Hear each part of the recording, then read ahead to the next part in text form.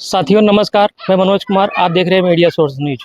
दोस्तों, जो मैंने घटना आप लोगों को अभी अपडेट कराया था, जिसमें रहमान जी सुल्तानपुर से सऊदी कमाने के लिए गए थे, उनका अभी तक आने की जो है गुंजाइश नहीं हो पाई है। उसी सिलसिले में बात करने के लिए हमारे साथ उन्हीं के गांव के हैं। आइए हम उनसे बात करते हैं, कैसे क्या कुछ घटनाएं हुई, सारी जानकारी इनसे पहुंचाते हैं।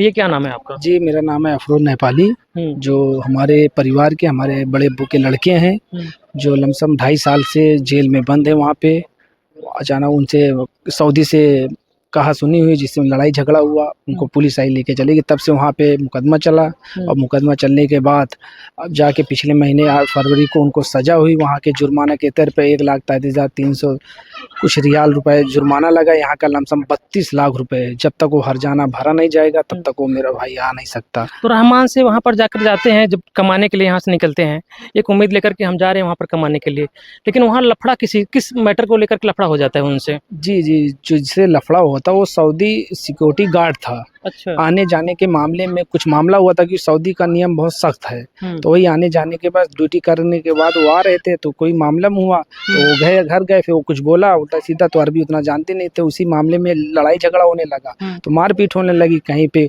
खून निकलने लगा। इसी के चक्कर में तो वहाँ की पुलिस आई, दोनों को ले गई। देखी जिसका खून निकल रहा है उसको वहाँ हॉस्पिटल में इलाज भी कराया गया। फिर उसके बाद वो काफ़ी दिन तक वो जेल में रहे। फिर वहाँ की कोर्ट ने 2.5 साल लमसम वहाँ की जेल में रहे। अब जाके वो फैसला आया और उनके बड़े भाई वहीं पे हैं बराबर। जब मारपीट होती है तो चोट दोनों लोगों की लगती है, सिर्फ एक लोगों की? जी, इनको भी लगी, इनका भी इलाज चला, इनका पूरा मेडिकल है। इनका दोनों लोगों की चोट लगे तो फैसला जो है कैसे एक तरफा कैसे हो, उसके ऊपर भी कुछ कोई कार्रवाई हुआ था कि सिर्फ इनके ऊपर ही कार्रवाई हुआ? क्योंकि जो हम आपको बता दें, कार्रवाई दोनों पे हुआ था। इनके ऊपर फाइन जो लगा था वो लमसम यहाँ के 1 करोड़ के ऊपर था। वहाँ की जो अदालत थी वो कम करते हुए तब जाके 32 लाख रुपए यहाँ का वो फाइन किया, क्योंकि वो बहुत ज्यादा फाइन मारे थे।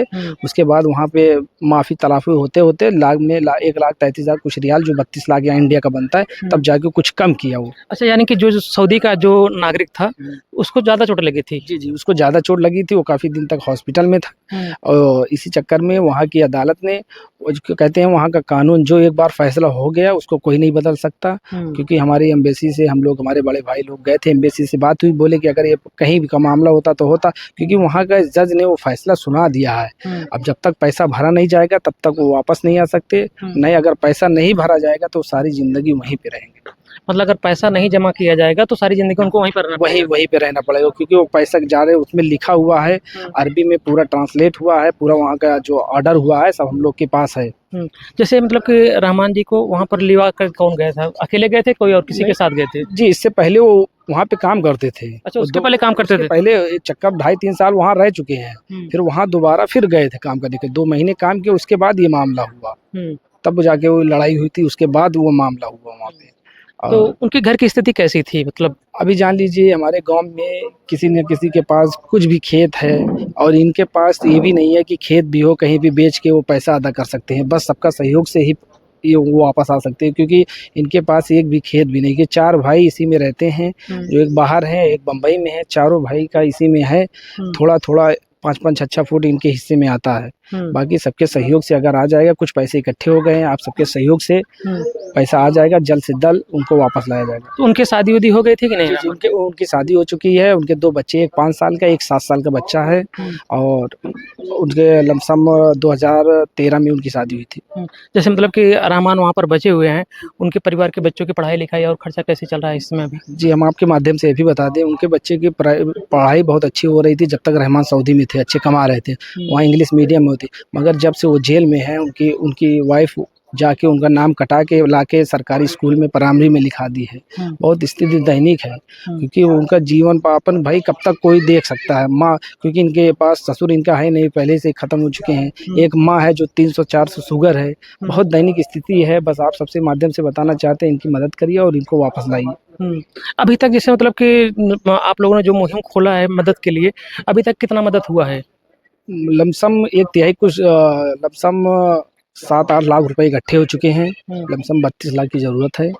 और जान लीजिए, हर सुबह शाम कोई ना कोई मदद करने के लिए आ रहा है हम लोग के पास। तो आप दर्शकों से क्या मतलब गुहार लगाएंगे? दर्शकों से यही कहना चाहते हैं कि रमज़ान का पवित्र और रमज़ान का पाक महीना चल रहा है, चाहे हिंदू हो चाहे मुसलमान हो, अगर 1 रुपये भी मदद करते हैं तो हमारे लिए बहुत बड़ी की नेमत है। आप लोग ज़्यादा से ज़्यादा मदद कीजिए, ये मत समझिए कि ज़कात फितरा है या कोई भी, क्योंकि किसी की आज़ादी के लिए हम लोग कहते हैं ना, पहले गुलामों को छुड़ाया जाता था, तो रमज़ान के महीने में तो आप लोग से रिक्वेस्ट है, विनती है कि आप लोग ज़्यादा से ज़्यादा मदद करिए, जिससे वहाँ से वो आ सके, अपने बच्चों से, अपनी बीवी से, अपनी माँ से मिल सके। तो जैसे मतलब वहाँ पर जब रहमान जी बंद है जेल में, वहाँ से घर वालों से कभी कोई सूचना मिलती है या कभी किसी से बातचीत हो पाती है कि नहीं हो पाती है? जी, जी, वहाँ का जेल का नियम है, हफ्ते में 1 बार बात होती है, हफ्ते में 1 दिन बात होती है, जिससे वो अपने घर वाले से, अपने बच्चे से 5 मिनट में टाइम मिलता है, जिसमें 2-3 मिनट बात हो जाती है। तो जैसे जब वो वहाँ से बात करते हैं तो उनकी स्थिति क्या है? वहाँ पर टॉर्चर तो नहीं किया जा रहा है उनको? नहीं, उनकी स्थिति ये है कि वो कहते हैं कि सब्र करो, अल्लाह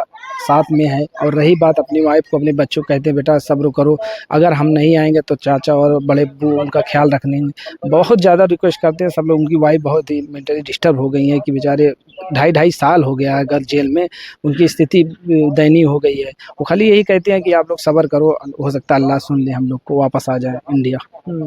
तो जैसे मतलब जो उनको जो सज़ा मिला है वहाँ पर जेल में कैद की भी सज़ा मिली है कि सिर्फ़ आर्थिक दंड लगाया गया है? यही चीज़ मैं आपको चैनल के माध्यम से बता दूँ, क्योंकि उसमें साफ-साफ लिखा है कि आप जब तक 32 लाख इंडिया रुपीज़ नहीं भरेंगे, तो आप हिंदुस्तान नहीं जा सकते। इसमें डायरेक्ट यही लिखा हुआ है कि आप जब तक दंड का पैसा नहीं भरेंगे, तब तक आप हिंदुस्तान नहीं जा सकते। उसमें क्योंकि नहीं तो जब तक आप पैसा नहीं भरेंगे, नहीं तो वही सारी ज़िंदगी वही जेल में ही रहना पड़ेगा। यानी कि मतलब कि उनके ऊपर जो है सिर्फ़ आर्थिक दंड लगाया गया है। आर्थिक दंड अगर मतलब वो स्वतंत्र होते, अगर वहाँ से बाहर होते, जी, वो कमा के जो हाँ, अगर वो स्वतंत्र होते, अगर सरकार उनको 2.5 साल मौका देती तो लमसम 15-20 लाख वो इकट्ठा कर लेते, वो अच्छा पैसा कमाते थे वहाँ पे। और बस वही है, जब से जेल में है वो पैसा कमा नहीं पा रहे हैं। दोस्तों हम अफरोज़ नेपाली से बात कर रहे थे, जो इन्होंने इनके पड़ोस की मदद है, रहमान जी इनके घर के हैं, बगल के हैं या इनके बड़े पिताजी के लड़के हैं। तमाम सारी जानकारी इन्होंने बताया, कैसे-कैसे वहाँ पर गए थे, कैसे बचे थे, क्या कुछ घटनाएँ उनके साथ हुई थी, अब कैसे वो वापस आएँगे। इन्होंने बताया कि उनके ऊपर आर्थिक दंड लगाया गया है, जो सिक्योरिटी गार्ड से जिससे लफड़ा हुआ था, उसको थोड़ा से चोटें ज़्यादा आई थी, जिसकी वजह से इनके ऊपर जो है काफ़ी 1 करोड़ के समथिंग बताया, इन्होंने जुर्माना लगाया था। लेकिन कोर्ट से थोड़ा से गुंजाइश होते-होते 32 लाख तक बचा है। दोस्तों, आप लोग मदद करेंगे तो हो सकता है कि रहमान फिर से अपने परिवार में वापस आ जाएँगे, क्योंकि उनकी माता की बीपी, शुगर सब कुछ बढ़ा हुआ है और उनकी आँख से जो है दिखाई भी नहीं दे रहा है।